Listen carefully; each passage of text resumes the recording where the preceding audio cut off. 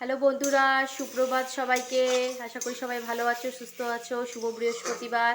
তো দেখো রান্নাবান্না তো চলছে, আর এটা বসিয়ে দিচ্ছি মোচার ঘন্ট। অনেকটাই হয়ে গেছে, একদম লবণ মিষ্টি টিষ্টি দিয়ে একবারে বসিয়ে দিয়েছি।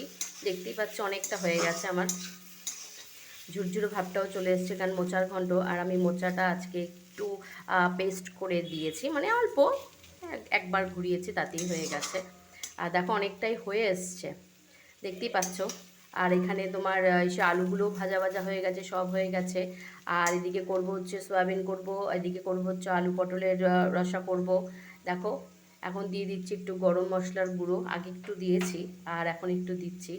আর দিয়ে দেব একটু ঘি, এই যে একটু ঘি দিয়ে দিলাম। আর মোচার ঘন্টে একটু ঘি টি না দিলে কিন্তু ভালো লাগে না, তাই তো? তোমরা কি বলো?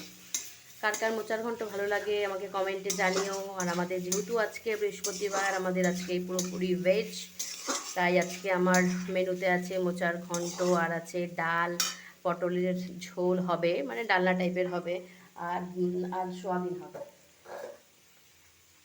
এই দেখো মোটামুটি সবই কমপ্লিট, আর একটুখানি শুধু করবো, তাহলেই হয়ে যাবে। তো সবাই খুব ভালো থেকো, সুস্থ থেকো। টাটা সবাইকে। আর অবশ্যই কিন্তু কমেন্টে জানিও কার কার ভালো লাগে মোচার ঘন্ট।